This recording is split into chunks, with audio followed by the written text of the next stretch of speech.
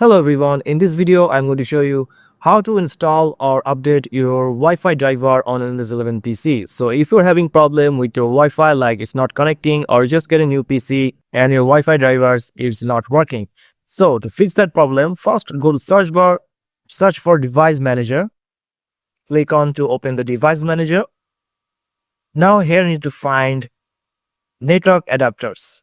If you don't see the network adapters here, just go to the view option and click show hidden device. It will show the network adapters.